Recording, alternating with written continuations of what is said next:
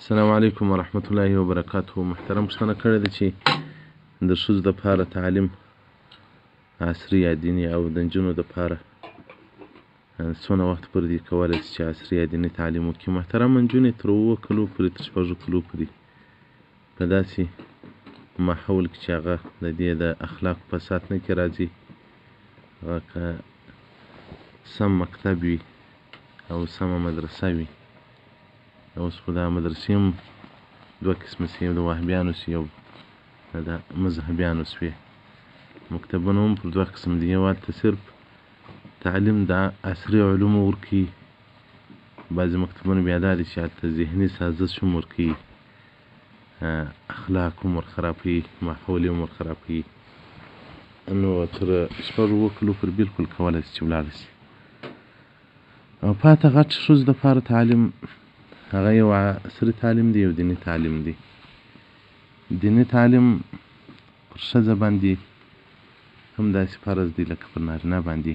احکام د دین، حلال و حرام پېژندل، لمونځ و اودس، دا خپله مریضي زده کول. دا باید اول خو په کوچنیوالي زده کړي. که په کوچنیوالي پلار او مور نه کړو په زده، بیا چې د خاوند کره ورله باید خاوند باندې هغه علم فرض دی چې د ښځې تر احکامو پورې تعلق لري. که خاوند نه کوي ورزده، بیا دا کولی شي چې ولاړه شي یو ښځینه استاذه پیدا کړي، له هغې څخه هغه دیني تعلیم زده کړي. که ښځینه استاذه نه وه، بیا دې نو یو سپین ږیری استاذ پیدا کړي. که سپین ږیری هم نه پیدا کېدی، بیا د قدر ضرورت په خاطر باندې ځوان استاذ ته ورتللی شي چې فرض علم ځینې زده کړي. او پاته عصري تعلیم سو، لکه څنګه چې په موجوده دور کې ضرورت سته په طبي بخش کې و ښځو ته، په انجینري کې ضرورت نسته، په طبي بخش کې ډېر ضرورت دی. اوس مثلا زموږ خپل کوچنیان مریضان وي، زنانه ډاکټر نه پیدا کېږي، مجبور وي نارینه ډاکټر ته ورولو.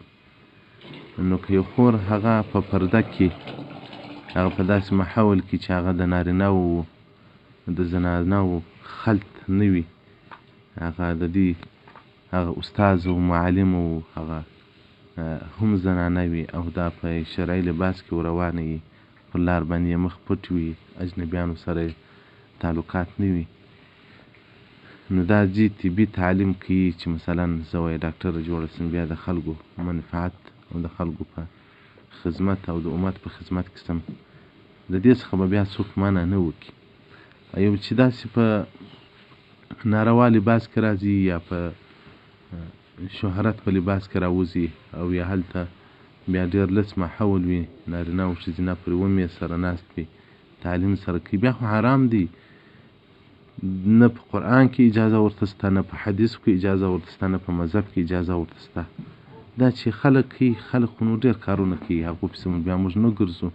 دا بیا په ورځ قیامت خپل حساب و کتاب ورکړي چې الله جل جلاله ورته وایي چې تا ولې د نارینه‌وو په ماحول کې ګزاره کوله. او رسول الله صلی الله علیه وسلم بارک وایي نارینه او ښځینه نه سره یو ځای کېږي، که سره یو ځای سو ترجماني به شیطان کوي. او دغه رنګه د رسول الله صلی الله علیه وسلم بارک څخه یو روایت عبدالله بن مسعود رضی الله عنه مبارک روایت کړی دی چې تاسې ښځې وه هغه بنګلو ته مخ اچوئ چې پر خلکو باندې هغه د دې علم راشي، خلک وویني. او دغه رنګه کتابت مه ورزده کوئ، ځکه دا کتابت یو زراعه د دې جوړه نه شي چې هغه له خلکو سره یارۍ په ونیسي. او دغه رنګه وایي لقمان پر یو مینځ یو باندې تېرېدی، پر نجلۍ باندې هغې خط لیکئ، وایي ده ویل دغه توره چا په لاس ورکړې ده چې ځان په وژني، ځان په حلال کړي. په دې کې اشاره ده وایي دې ته چې د منع د کتابت چې دی، د کتابت نه زده کوي، خط یې نه زده کوي، ځکه په دې سره به اغراض فاسده ورته ورسېږي. فتاوی حدیثیه صفحه 119. او دغه رنګه د رسول الله صلی الله علیه وسلم بارک څخه روایت دی چې دغه نظر کتل ونه محرومو ښځو ته یا ښځې نامحرومو خلکو ته ګوري، وایي دا سهمن مسمومن، دا یو غشی دی په زارو باندې لړل شوی دی، د غشو څخه د ابلیس نو چې نارینه و ښځینه ورته ګوري یا ښځه و نارینه ورته ګوري. حدیث طبراني رقم د حدیث 2804 شپېته کې روایت کړی ده او دغه رنګه حکیم په مستدرک جلد 314 کې روایت کړی ده او دغه رنګه رد المحتار جلد اول صفحه 42 مطلب په فرض الکفایة و فرض العین دې ته مفصل بحث ورکړی ده چې دا د اوداسه زده کړه ده، د لمانځه زده کړه ده پر نرو په ښځه باندې لازم و فرض ده. لکه مخکې ما وویل چې اول باید په کوچنیوالي ور زده شي، که په کوچنیوالي نه وي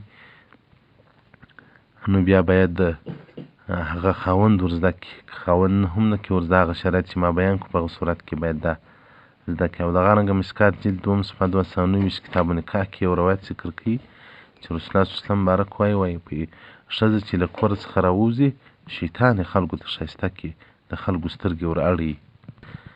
او دغه رنګه بل حدیث کې راځي چې ابو داود او حکیم ذکر کړی ده چې د هغه څخه کتابت فهمول کېږي چې ښځه باید خط زده کړي. او په هغه حدیث کې منع راغلی ده.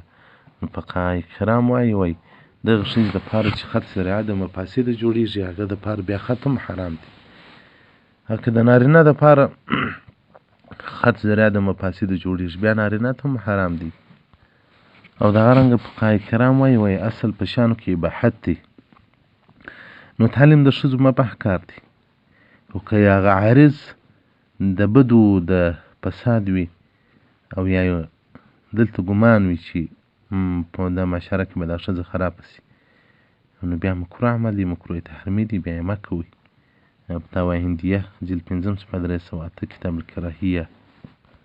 او دغه رنګه منهج سنن شرح د جامع سنن صفحه 102 جلد نمبر 3 باب بخروج النساء الى المساجد.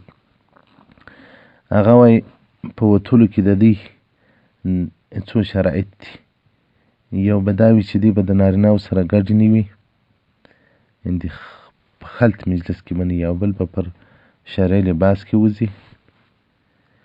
او د رسول الله صلی الله علیه وسلم بارک په زمانه کې چې ښځې مساجدو ته راتلې وروسته علما کرامو بیا منع وکوله، عایشې صدیقې رضی الله عنها منع وکوله چې رسول الله صلی الله علیه وسلم که حیات وای دغه ښځې به مسجد څخه بندي کړې وای. نو محترمینو دا اوس چې موږ کوم تعلیمونه لیدلی دي یا کوم مکتبونه مو لیدلی دي دا د هجرت په ځای کې، د هجرت په مینه کې، د هجرت په وطن کې خو بالکل پر شریعت نه دي برابر، شریعت څخه خلاف دي. دا چې خلک یې کوي خلک خو ما مخکې مال ډېر کارونه کوي. دغه رنګه دا اوس دور کې ښځې تبلیغ ته وځي، په تبلیغ باندې ځي، دا هم د شریعت له نظره څخه نشته. او دغه رنګه د دوی تګ و مشتو لره. او دغه رنګه اوس په پاکستان کې مدرسې جوړې سوي دي، افغانستان ته هم دغه چم د پاکستان څخه رالی چې اوس مدرسې دي، هلته ښځې ملایانې کېږي، سبقان وایي. دا محترمینو زه د خلکو ته وایم د وهابیانو ته چې بدعت نارې وایي خو دغه بدعت ورک کړي.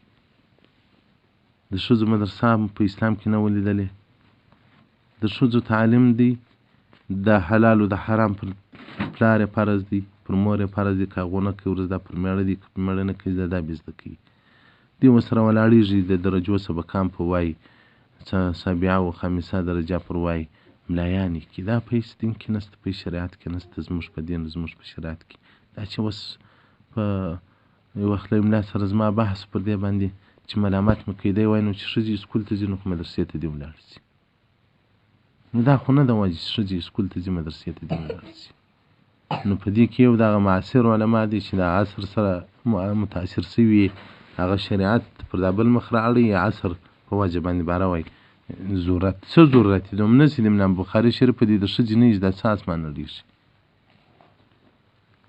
نو خو رسول الله صلی الله علیه وسلم بارک وایي په آخر زمانه کې به دین ته ټول خلک لاسونه ور واچوي.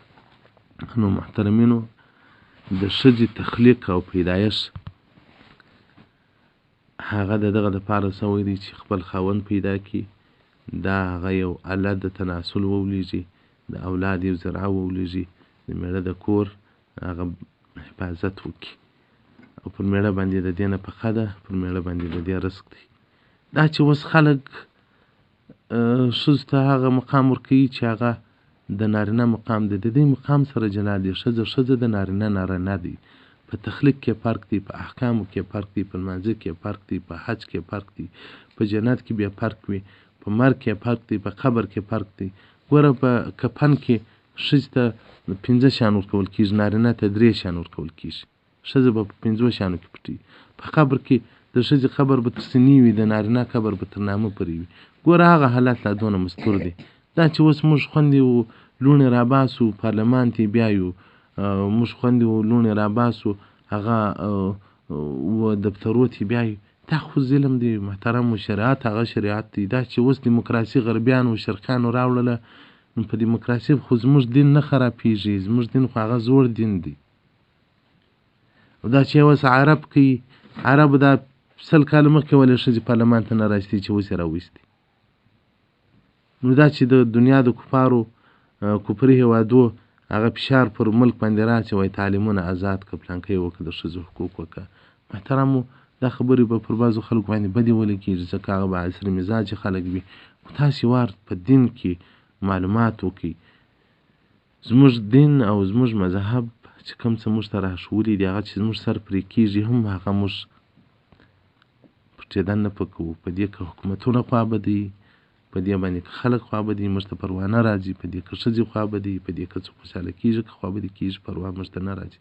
په ورځ قیامت به الله جل جلاله بیا پوښتنه راڅه وکړي چې تا ولې غدر په دین کې وکړي. نو ما مخکې ته ما لکه څنګه چې اوس ضرورت شته د عصري علومو د ښځې دپاره د ډاکټري په بخش کې، نه د کمپیوټر په بخش کې، نه د دفتر په بخش کې.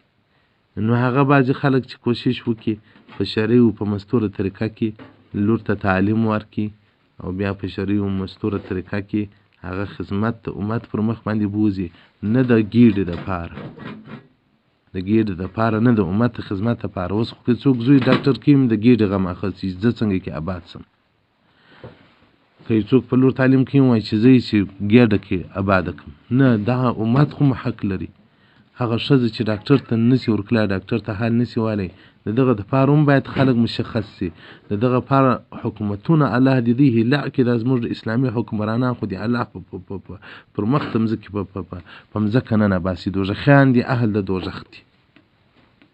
کرکټ ته فوټبالونه جوړوم، نور سینماوي جوړوم، پارکونه جوړوم، دغه احساس په ده کې نسته چې یو داسې یو اسلامي مدرسه یا یو اسلامي مکتب جوړ کړي چې په هغه کې محدود شان چې هغه طبي لحاظ باندې، د ډاکټرۍ په لحاظ باندې هغه خلک په مستور لباس کې ښځې ورولي، په مستوره جامعه کې هغه تعلیم لاسته راوړي، استادان یې هم ښځې ور جوړې کړي. په وس پرته د هر باچا په وس پرته دا چې نه کوي، نو دا خو د دې قصور دی، د دې ظلم دی.